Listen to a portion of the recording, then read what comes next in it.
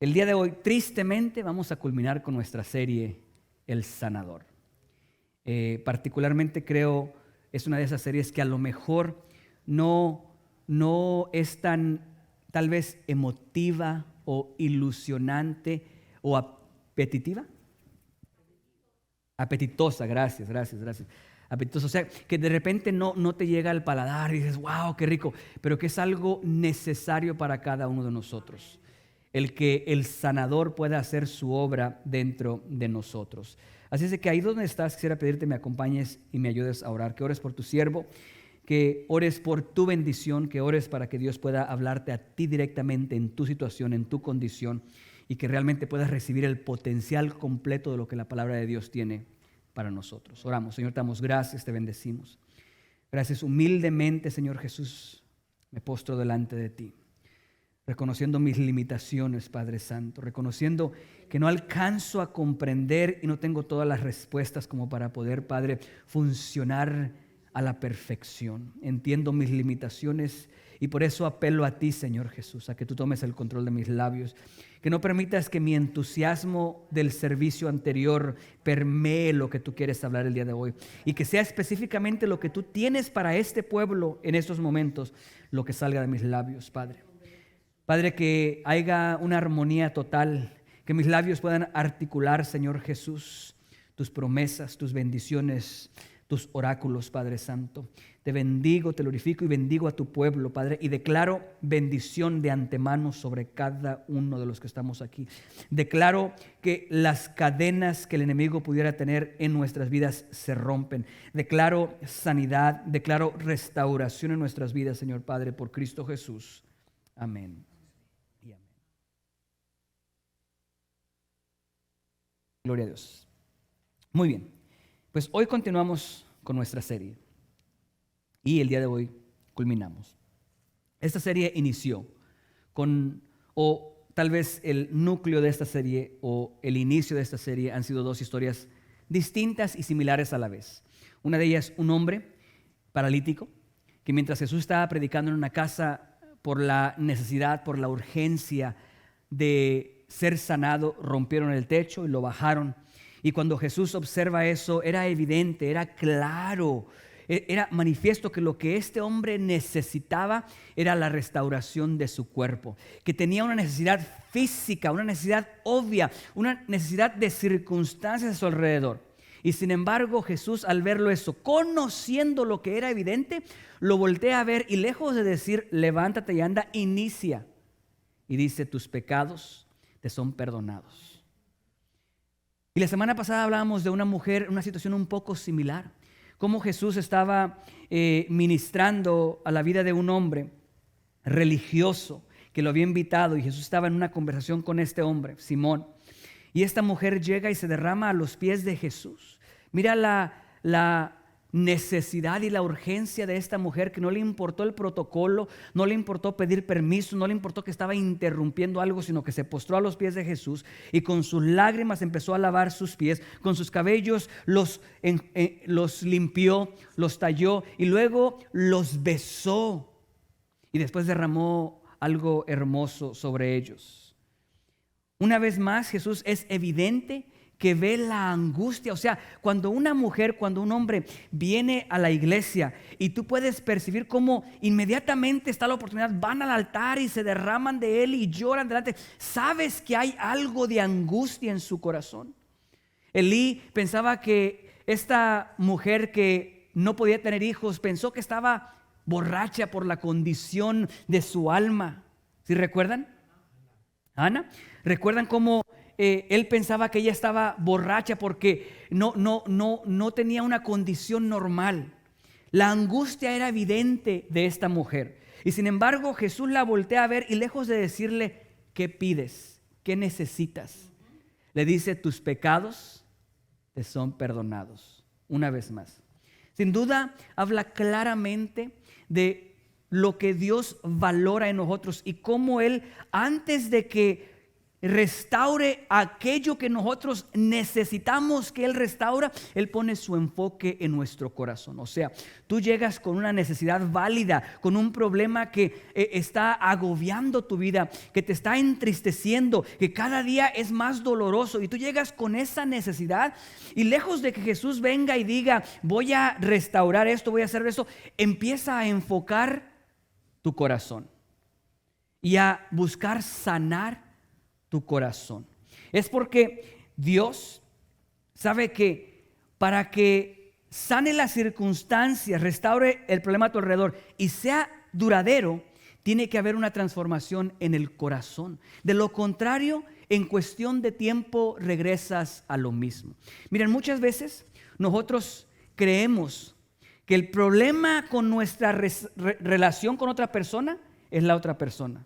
¿Y sabes qué pasa? Que muchas veces Dios quita a la otra persona y llega otra persona. Y en cuestión de tiempo el problema vuelve a salir otra vez. Así es. Y ya no es esa persona, es otra persona. Y en cuestión de tiempo el problema otra vez. Es que ¿sabes qué? El problema no son las circunstancias. Las circunstancias solamente son el resultado del problema que hay acá dentro. Antes de que Dios restaure aquello que nosotros anhelamos, deseamos, que nos agobia, que nos incomoda, Él quiere enfocarse en el corazón y sanar ese corazón primero. Que sea un odre nuevo, un corazón nuevo, para que cuando llegue la relación nueva, cuando llegue el ministerio, cuando llegue la oportunidad, cuando llegue el empleo, cuando llegue esto y llegue lo otro, pueda realmente sostener la bendición de Dios y que pueda ser edificante para tu vida. Entonces Dios enfoca inmediatamente hacia nuestro corazón y busca traer sanidad. Y a través de esta serie hemos visto que trae sanidad de diferentes maneras. Una es a través del entendimiento, la revelación. Cuando tú entiendes quién tú eres, cuando tú entiendes tu propósito y lo que hay en ti, sin duda que aunque el dolor aún esté ahí, mitigará y empezará el proceso de sanidad. Cuando tú observas aquella situación dolorosa en tu vida, pero entiendes tu identidad y ves cómo Dios utilizó eso para ponerte donde estás y poder cumplir la función que tienes, aunque aún duela, esa revelación empezará a traer sanidad a tu vida. Sí, Dios utiliza el entendimiento, pero también aprendimos que Dios utiliza el amor. El amor realmente es algo poderoso, fascinante. Es imposible que alguien no sea expuesto al amor y esta persona no modifique algo, sea transformado de una o de otra manera.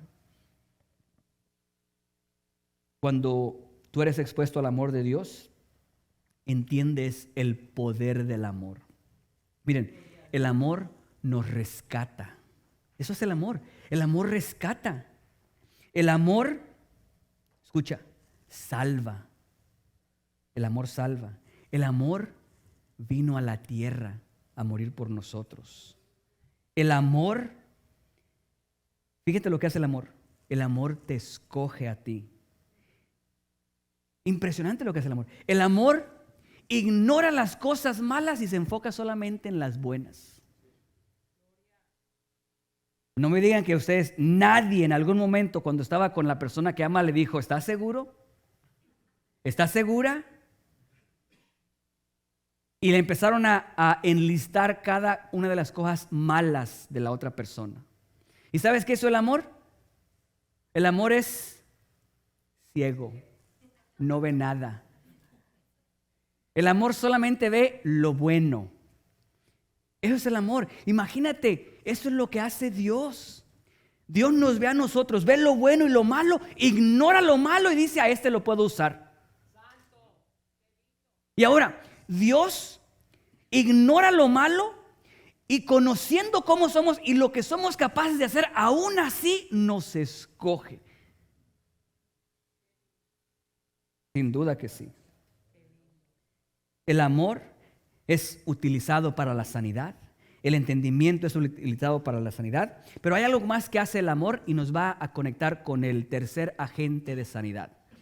El amor nos rescata, nos salva. El amor muere por nosotros. El amor nos busca. El amor, o sea, el amor sin duda es impactante, pero hay una cosa más que hace el amor. El amor perdona.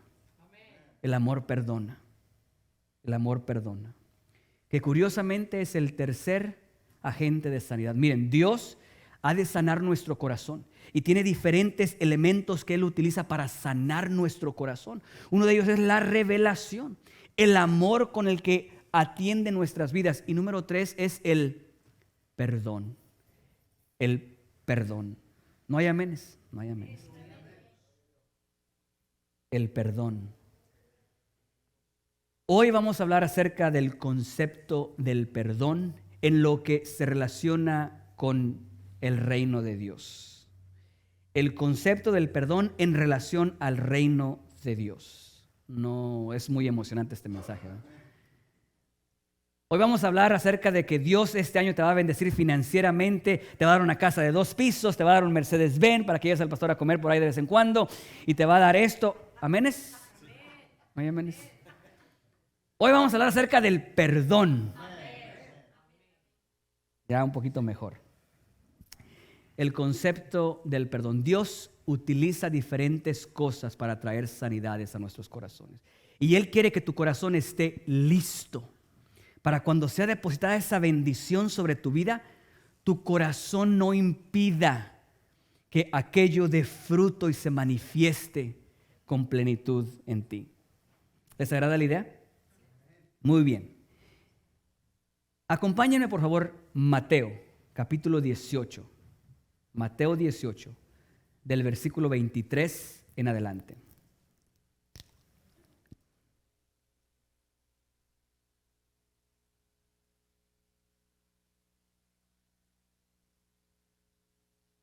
Hablando de perdón.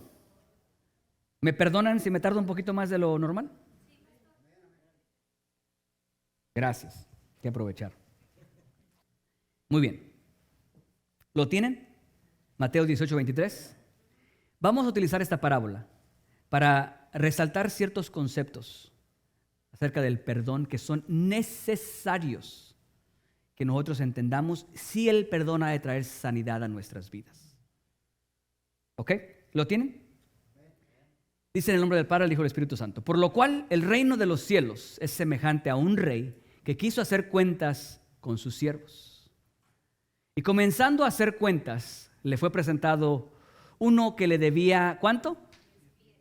10,000. ¿10,000 qué? Talentos. Voy a decirles de una vez, vamos a llegar allá.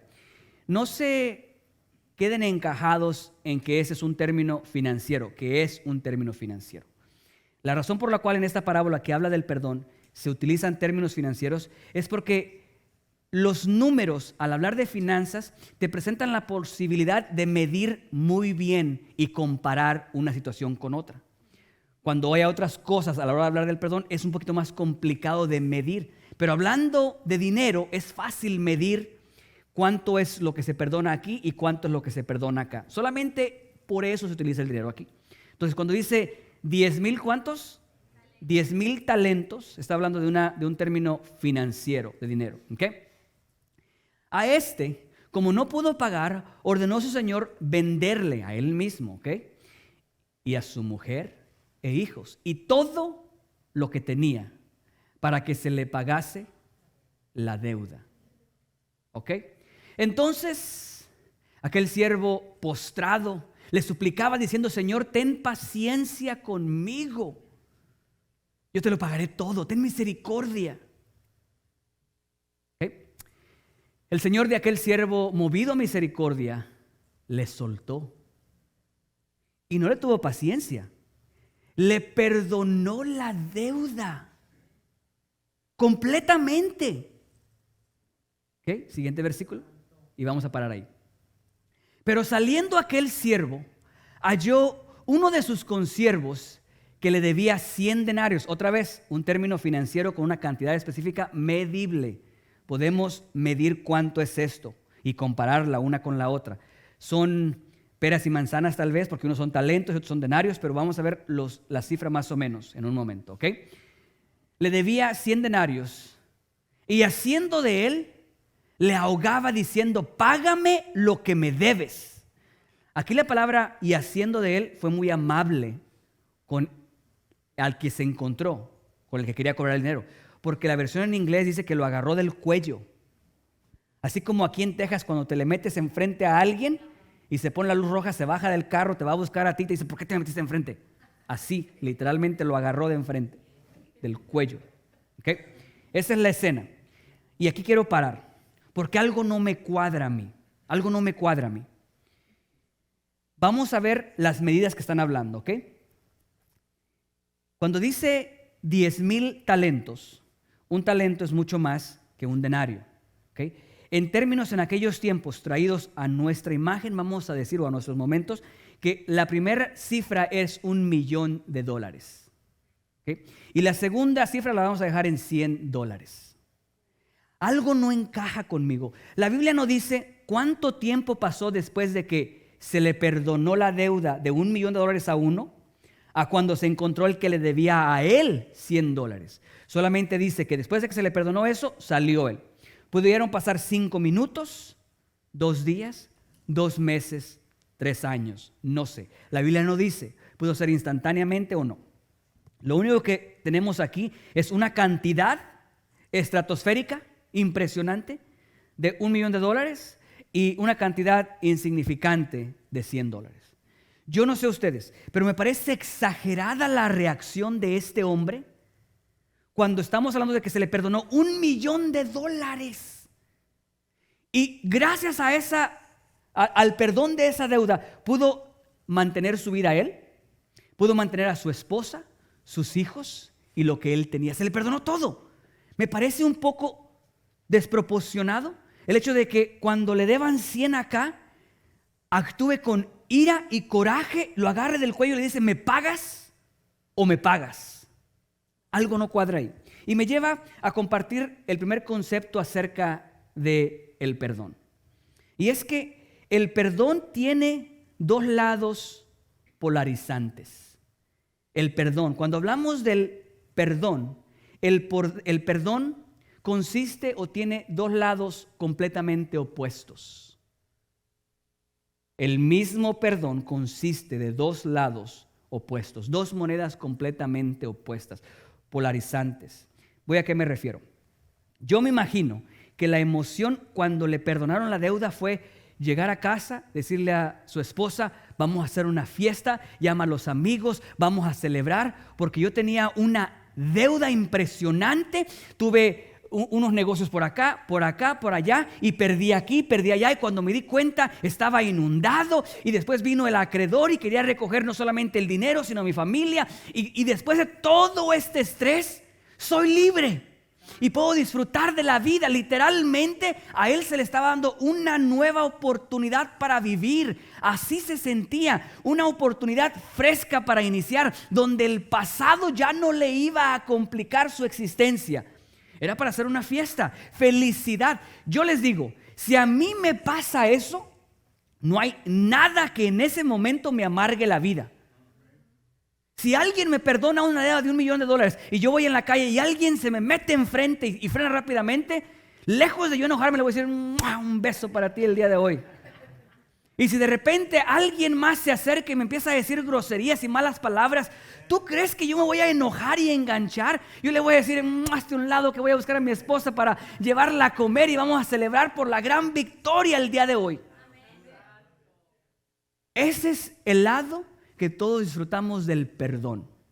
Hermoso. ¿Quién aquí no ha recibido el perdón donde lo que hizo, que tenía consecuencias, las limpiaron, las borraron?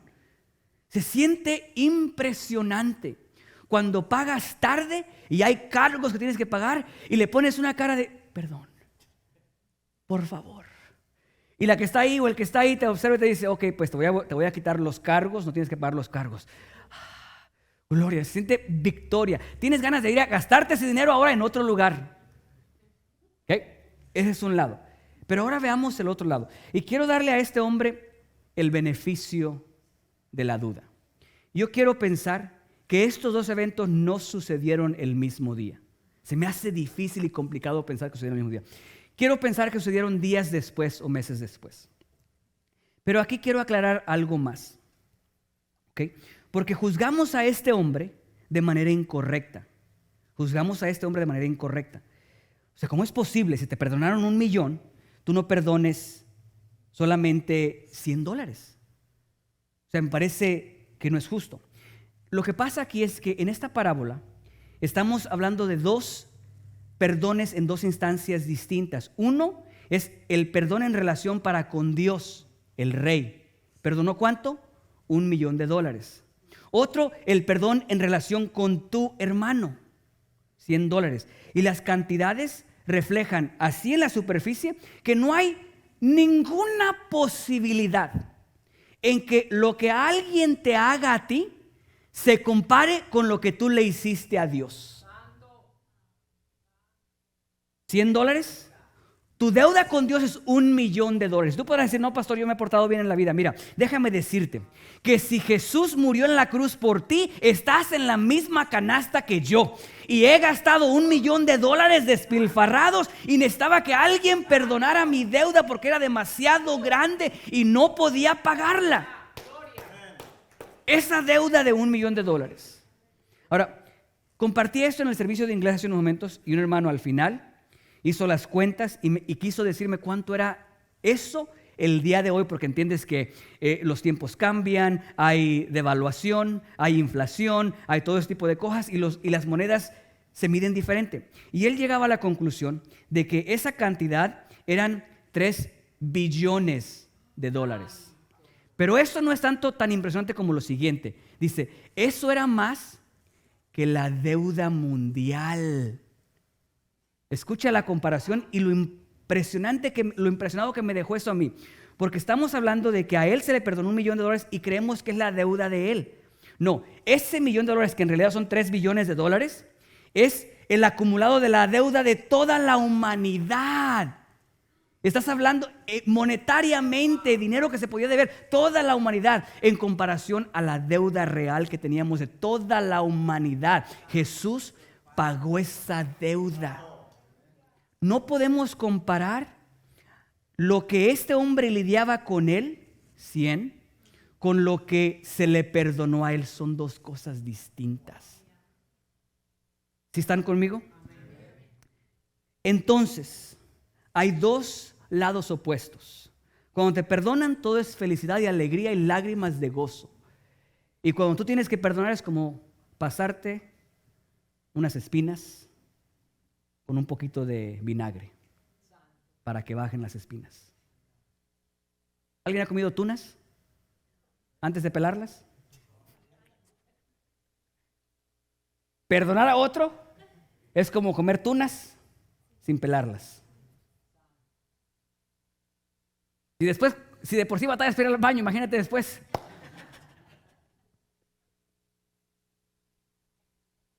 ¿O no le decían eso? Mi abuelita decía, no comas tanto porque luego no vas a poder ir al baño. Se te vas a tapar. Ahora, es una realidad que es diferente lo que experimentas cuando eres perdonado a lo que experimentas cuando tienes que perdonar a alguien. Es muy diferente. Y eso quisiera aclararlo. En la primera instancia no se explica y no se muestra la emoción de este hombre. No se dice que estaba feliz, no se dice. Pero sabemos que estaba feliz, encantado de la vida. En la segunda instancia, la Biblia describe que cuando ve a aquel, se enoja y lo agarra de aquí. ¿Okay? Les dije hace un momento que él utilizaba de una manera financiera para poder medir las cosas, números. Pero les voy a dar otro ejemplo, a lo mejor para comparar las cantidades diferentes. A uno se le perdonó una violación o un asesinato, $1,000,000. Se le perdona. ¿Okay? Al otro, al que le perdonaron $1,000,000, imagínate que fue al pastor Richard, $1,000,000. Y resulta que alguien de repente empezó a hablar mal del pastor Richard. Ahí puso comentarios de hate ahí en Facebook. Le puso ahí a criticar y a atacarlo a él. Recuerden, al pastor Richard le perdonaron una violación o un asesinato. Y de repente alguien viene y empieza a hablar mal del pastor Richard. y empieza a criticarlo y empieza a atacarlo, lo que sea. ¿Tú qué crees que va a ser mi reacción cuando yo lo vea un día a él? Qué bueno que Dios te puso en mi camino para poder por fin platicar. No va a ser así. Voy a estar probablemente molesto, frustrado. Voy a decir, ¿qué tanto hablas de mí sin saber? Enojado, fastidiado. Eso era lo que él estaba experimentando. Fue inmediatamente agarrarlo y lo agarró de aquí molesto y fastidiado. ¿Sí ves el escenario polarizante? Uno de un lado completamente y el otro del otro. Esto me lleva a mencionarte el segundo concepto acerca del perdón. El primero es que el perdón tiene dos lados muy diferentes. Uno es dulce, amable, y el otro es amargo y agrio. ¿Cuántos de ustedes creen que el perdonar a alguien más es dulce? ¿Cuántos creen que es amargo? Miren, para este mensaje les voy a pedir que me ayuden y nos despojemos de las frases comunes que tenemos como cristianos. Porque de repente decimos, es que el perdonar es fácil porque tienes que tener el amor de Cristo. Cuando tienes el amor de Cristo, perdonar es muy fácil. Y quisiera que por un momento nos despojemos de ese pensamiento y entretengamos lo que les voy a comentar. No digo que eso sea incorrecto, no. Simplemente veamos lo que les quiero presentar en un momento. El segundo concepto es, quiero hablarles de la dificultad que hay en perdonar. Lo difícil que es perdonar. Puedo decir, pastor, pero si tienes el amor de Cristo debe ser fácil de perdonar. Cuando se trata de perdonar, la Biblia no da parámetros para decir, ok, estas son las bases sobre las cuales tú vas a perdonar. La Biblia es muy vaga, muy amplia, no limita. Por ejemplo, dice Mateo 6:15, pero si no perdonáis a los hombres sus ofensas, ¿están escuchando? Pero si no perdonaras a los hombres sus ofensas, tampoco vuestro Padre perdonará vuestras ofensas. Este versículo no me gusta porque no es muy claro y no da parámetros, no da límites. Por ejemplo, aquí no dice qué es lo que se considera una ofensa perdonable. ¿O realmente toda ofensa es perdonable? ¿Están seguros que toda ofensa es perdonable? O sea, tú vas a perdonar al que está a tu lado o a la que está a tu lado lo que sea. Le vas a perdonar absolutamente todo lo que sea. Esa es una. ¿Dónde está la línea? O sea, ¿en dónde si esta persona ofende más allá de la línea? ¿Dónde está la línea? ¿En dónde digo yo hasta aquí, ya? ¿Dónde está la línea? Ese es un problema que tengo con ese versículo. El otro problema que tengo con ese versículo es que no especifica quiénes son los hombres. En este caso, hombres y mujeres. No especifica qué categoría estamos hablando. Porque una cosa es que, por ejemplo, yo le perdone a mi esposa sus ofensas. Por ejemplo, para mí no es difícil perdonarle a mi esposa que ella no me diga, sí, señor. O mi señor. A mí no se me hace difícil perdonarle que cuando yo llegue a la casa ella no salga corriendo con un tinajo de agua calientita y me lave los pies porque llegué yo cansado y frustrado del trabajo. O sea, a mí se me hace fácil perdonarle que no me llame mi señor. No hay problema con eso. Me conformo con que me llame, no, papacito. Está bien, con eso me conformo. No tiene que decirme mi señor, no, está bien. Sin embargo, hay cosas que facilitan esa transacción. El hecho de que es mi esposa y que la amo es una. El hecho de que la ofensa realmente no es grave. Es algo con lo que puedo lidiar, no hay problema. Nos podemos adaptar. Yo no tengo dificultades en perdonar que mis hijos no me obedezcan. Es más, déjenme les digo, muchas veces cuando me desobedecen y los disciplinamos de una o de otra manera, antes de que ellos vengan a pedir perdón, mi corazón se está derritiendo por correr y abrazarlos y decirles que ya los perdoné. Antes de que ellos pidan perdón, yo ya los perdoné. No es difícil perdonarlos. Y vaya que Dios hace exactamente lo mismo con nosotros. Porque muchas veces nosotros no queremos tener esa conversación para no pedir perdón porque estamos humillados, avergonzados. Ya te perdonó. Ya sabe que lo hiciste y te ama igual que antes. Yo no amo a mis hijos menos porque se portaron mal. Yo los amo porque son mis hijos. Y me costó. 9 meses me costó estar a un lado de mi esposa. Sufrir con ella, con los antojos. Pero escucha, sin duda que dependiendo de la ofensa y dependiendo quién hace la ofensa, la situación cambia. Digo porque a la gente que amamos podemos perdonar, pero hay gente que no nos cae bien. Ahí será un poquito más complicado perdonar cuando alguien no te cae bien. Y no digas que nadie en el mundo te cae mal, porque nadie aquí es monedita de oro para caerles bien a todos. Nadie. Hay gente que solamente te ve y le caíste mal. No hiciste nada y le caíste mal. Eso es así. Ahora, te pregunto, ¿será lo mismo perdonarle a alguien que te cae mal? Hablo de la dificultad que es el perdonar, lo difícil que es el perdonar. Es difícil el perdonar. Miren, estaba terminando un libro. Bob Goff es un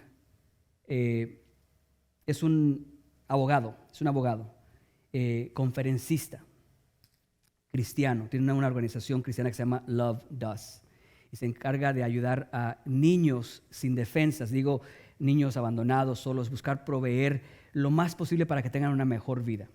Y él, de una u otra manera, llegó a trabajar en un país en África que se llama Uganda. Ahora, en su libro él habla de una realidad allá. Ahora, quiero decirles el contexto del libro. Este es un hombre que apenas escribió este libro.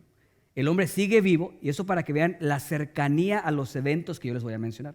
Cuando él llegó ahí, el país estaba sometido bajo presión. El país estaba oprimido por los brujos. Okay. Lo que hacían los brujos es que dentro de sus creencias ellos creían que las partes privadas de los niños tenían poderes mágicos y que si se enterraban debajo de la fundación de un edificio traerían éxito y esto, lo que sea. Entonces lo que hacían ellos era pagaban $30 para que alguien fuera a robar a un niño y sacrificar al niño. Ahora, esto no fue hace 200 años. Esto está haciendo un hombre que escribió un libro y que el hombre todavía vive. 10, 20 años, 15 años, a lo mejor sigue sucediendo el día de hoy. En este libro él cuenta de un niño que se llama Charlie, 9 años. Un brujo lo captura a Charlie, lo lleva y le corta sus partes a él y lo deja tirado ahí. Ahora, yo no soy el padre de Charlie, y yo no fui abusado sexualmente. Dios me ha protegido. Sin embargo, está tan cercano este evento que te puedo decir que yo no entiendo cómo yo podría pararme enfrente de este hombre que hizo eso y no odiarlo.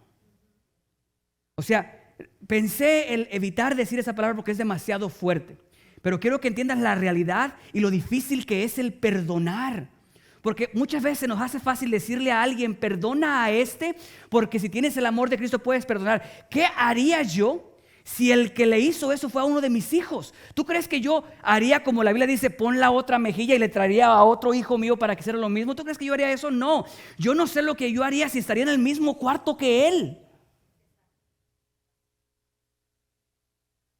Sin duda que es difícil el perdonar cuando alguien ha hecho algo tan monstruoso como eso. Y tú creerás que eso es algo aquí nada más. No, en la Biblia también tenemos casos así. Ustedes recuerdan que a Pablo, Dios lo paró de un golpe y lo dejó ciego. Lo envió a un lugar y le dijo, quédate aquí. Al mismo tiempo que le habla a uno de sus hombres, Dios. ¿Okay? Y le dice, ¿te acuerdas o has escuchado de Saulo? Sí, Señor, he escuchado de Saulo. Ok, ve porque quiero que ores por él. Yo creo que él en ese momento le hizo. No escuché muy bien. Dime otra vez. Repíteme, por favor. Miren, hace unos días escuché, no digo que sea bíblico, simplemente escuché esto y lo dejo para el discernimiento de cada uno de ustedes. Solamente encaja en lo que te quiero decir.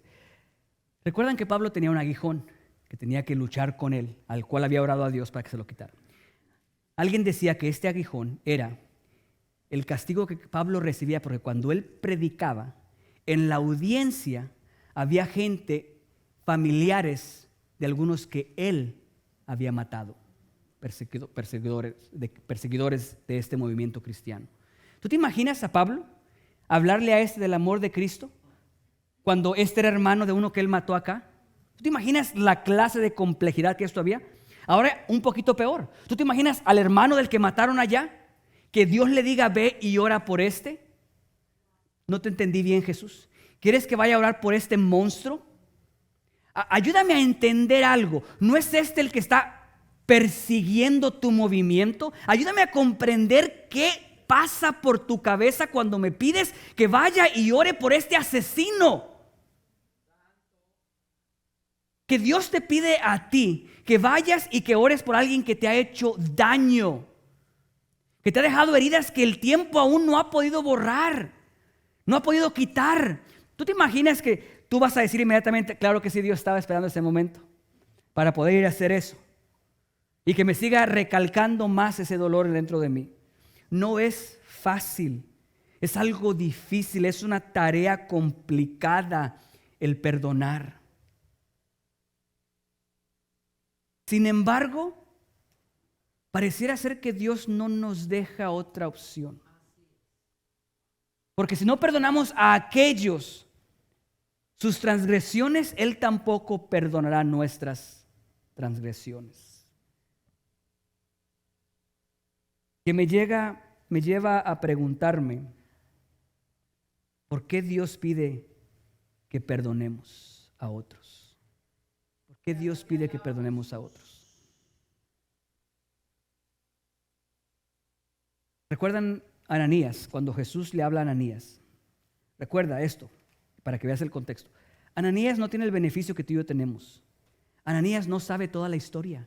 No sabe cómo termina el libro de Hechos.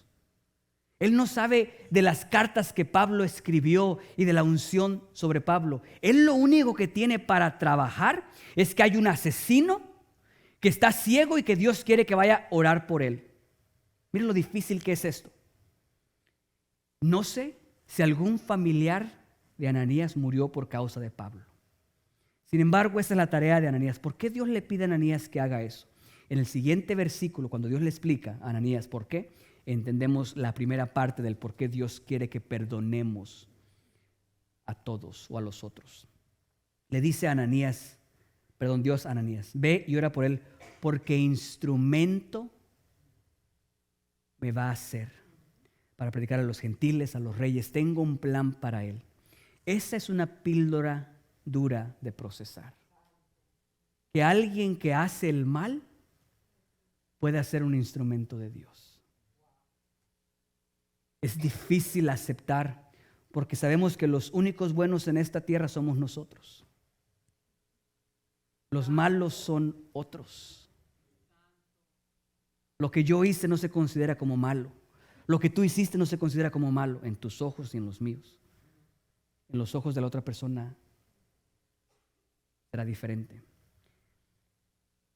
El problema con el pecado es que cuando nosotros no vemos más allá del pecado, ignoramos que hay una vida más allá del pecado. Lo único que vemos es la manifestación del pecado. Por eso se nos hace difícil orar por alguien que ha hecho lo malo, porque lo único que vemos es el pecado. El perdonar a alguien más nos obliga a ver más allá del pecado, a ver que la otra persona también puede ser un instrumento de Dios. Este Bob Goff, este abogado, después de que puso a este brujo en la cárcel y que deseaba con todo corazón de que se pudriera en la cárcel, así mismo lo escribe él, dice que Dios le puso en su corazón ir a visitar a este hombre. Y él batallando con eso, ¿cómo voy a visitar a este hombre? ¿Cómo voy a pasar un momento con él? Cuando llega, inevitablemente salió a la luz lo que probablemente tú ya imaginabas. Que detrás de tal monstruosidad había un hijo de Dios, que en algún momento dado las circunstancias doblegaron en la dirección incorrecta. No podemos pensar que sea un hijo de Dios porque vemos a un brujo abusando y quitándole la vida de un niño. No vemos a un niño que creció en un hogar donde lo único que veía era brujería. Probablemente él mismo haya sido mutilado para ofrecer un sacrificio. No tenemos idea de lo que pasó en su vida que lo llevó a continuar en ese camino y hacer esas cosas. El perdonar a alguien más nos obliga a ver más allá del pecado, de la falsa, de lo que causaron en nuestras vidas. Dice que cuando llega a él, empieza a escuchar cómo fue su infancia, lo que tuvo que pasar, lo que pasó, esto, lo otro. Tenemos que entender que Dios tiene un propósito cuando nos pide que perdonemos a alguien y que Dios puede restaurar a las personas. Pero no creo que esa sea la principal razón, no digo menos importante. Creo que hay algo todavía más. El que Dios te pida a ti que perdones. Y eso tiene que ver con algo específicamente en nosotros. Cuando tú no perdonas a otros, cuando tú retienes el perdón y no lo sueltas, hay riesgo de que suceda algo. Miren, versículo 30.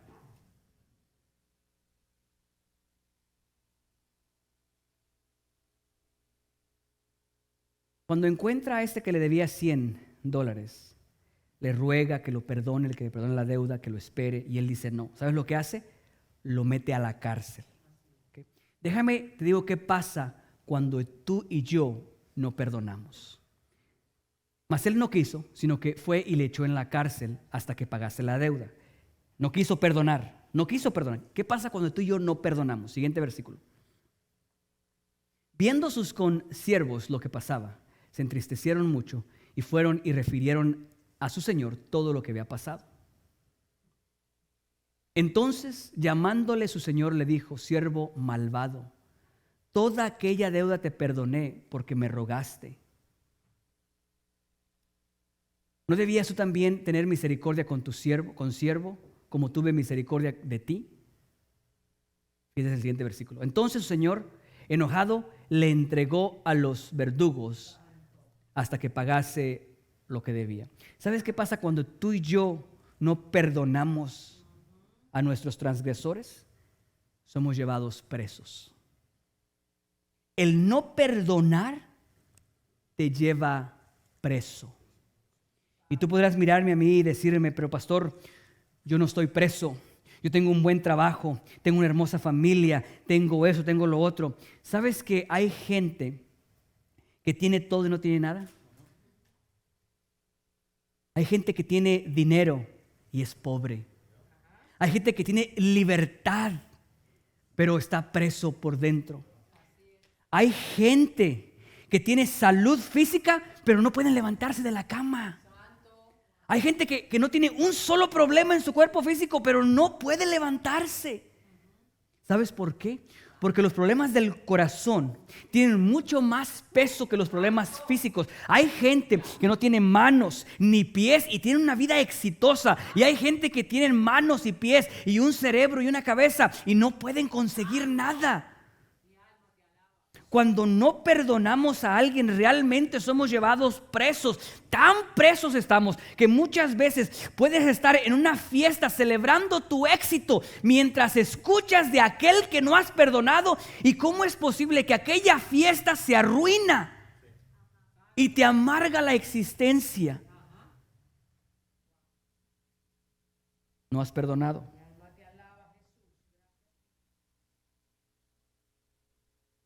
Si no perdonamos, somos llevados presos. No sé si han escuchado esta frase o no. El no perdonar es como tomar veneno. El no perdonar es como tomar veneno y esperar que la otra persona se muera. Cuando hay cosas en ti que no has perdonado y sigues alimentando eso, estás tomando un veneno y tú sigues esperando que la otra persona sea la que se muera.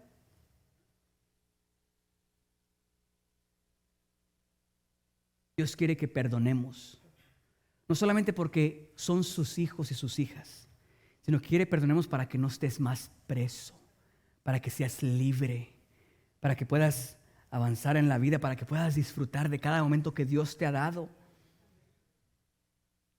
Quiero darte 3 consejos para perdonar rápidamente. Si tienes dificultad, como todos, en algún momento para perdonar, quiero darte 3 consejos rapidito. El número 1 es: acepta el perdón de Dios en tu vida. Es una realidad que nadie puede dar lo que no tiene. Tú no puedes dar amor si no tienes amor. ¿Cómo puedes amar a alguien si tú no tienes amor dentro de ti?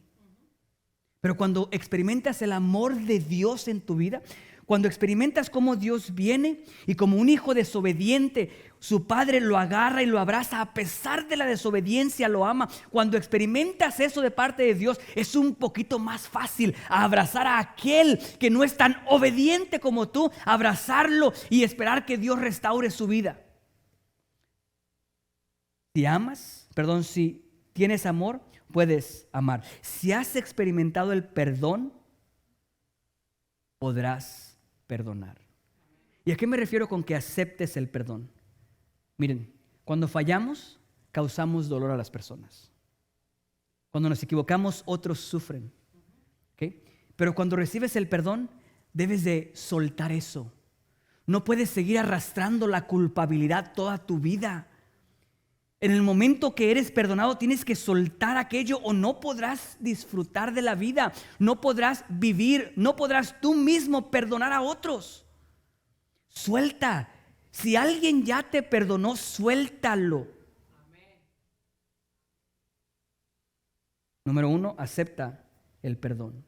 Número 2,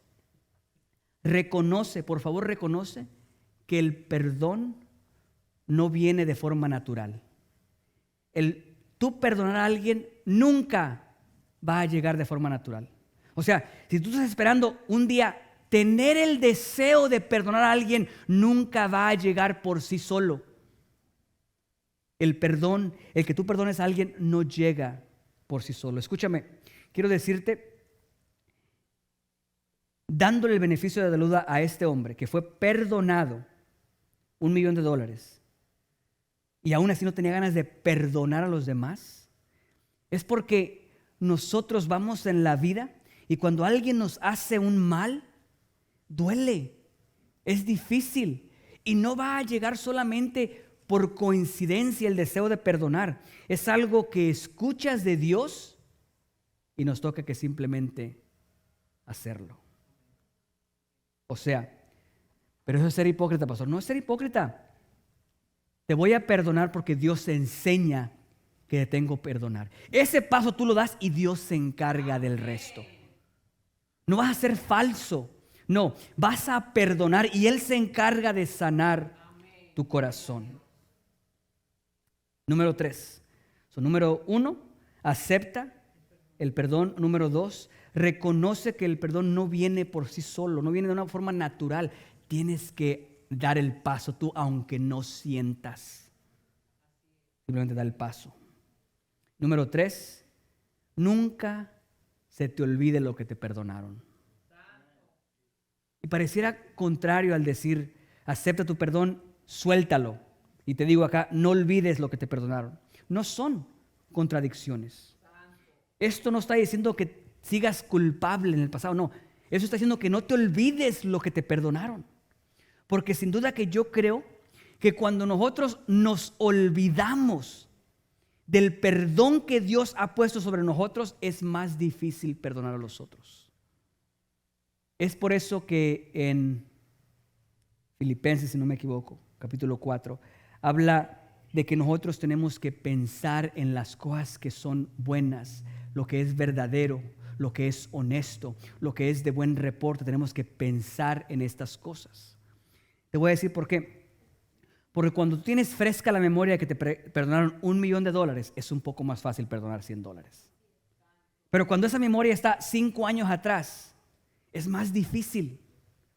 necesitamos constantemente estar recordando lo que Dios ha hecho en nosotros. Miren, a pesar de que no se vea y que los años ya estén empezando a llegar y que de repente ya vea cabello blanco por aquí, por acá, y antes nomás eran 2 o 3 aquí y ahora ya los veo por todos lados. A pesar de eso, disfruto mucho un partido de fútbol y voy a jugar. Y déjenme decirles que cuando tú juegas un partido de fútbol, no importa si son puros cristianos, no importa si son conocidos, cuando hay la palabra competencia en medio, no importa que no haya un premio, la gente se transforma. Se convierten en unas personas distintas y las emociones van de un lado para otro. Y ahí me tienes a mí jugando y escondiendo la pelota, sintiéndome como Cuauhtémoc Blanco acá y allá. Y de repente alguien llega y me suelta una patada. Me da una patada y a propósito, en ese momento inmediatamente tengo que sentir la unción del Espíritu Santo recordándome: eres pastor, eres pastor, eres pastor, eres pastor, eres pastor. Y alguien aquí sabe que eres pastor. Y después de 5 minutos aquí yo: eres pastor, eres pastor. Me detengo, me contengo. Pero aún así, las emociones van por todos lados. Por todos lados. Y he tenido que mentalizar aquí constantemente, recordarme que hay una vida hermosa afuera de ese pequeño rectángulo. Porque cuando termina el partido y nos golearon y fallé y me equivoqué, ¿sabes que yo voy a mi casa cabizbajo? En serio, voy agüitado. Me pega. Nos golearon, perdimos, nos bailaron. Parecíamos el América. Los americanistas no les gustó. Y llego yo allá y estoy en la ducha. En serio, estoy en la ducha haciendo esto. Porque me agüita. En serio, me agüita. O sea, el ver a un chamaco de 20 años que me pasa y nomás lo veo pasar y digo, antes tenía yo 20 años y ya no. Eso me agüita y de repente estoy en la ducha y ¿sabes lo que tengo que hacer? Constantemente tengo que hacer esto. Empezar a pensar en la vida que tengo y decir: Señor, gracias. Tengo una vida maravillosa, una vida hermosa. Me has bendecido, has estado conmigo, eres fiel. Tengo tantas cosas para darte gracias. Si no hago eso, es muy difícil que cambie mi estado de ánimo en ese momento. Lo hice ayer con el partido de la América. Tuve que pensar: Señor, qué hermosa vida me has dado, qué bueno eres tú. Empezar a pensar en las cosas de Dios. Eso, por muy chistoso que sea, cuando alguien te ofenda, cuando alguien te hiere, cuando alguien te maltrate y tengas dificultad para perdonar, empieza a ver esa película de las bendiciones de Dios sobre tu vida, del plan de Dios sobre tu vida. Empieza a recordar el $1,000,000 que te perdonaron a ti. Y cuando tengas eso bien presente, verás los $100 y dirás: sí puedo.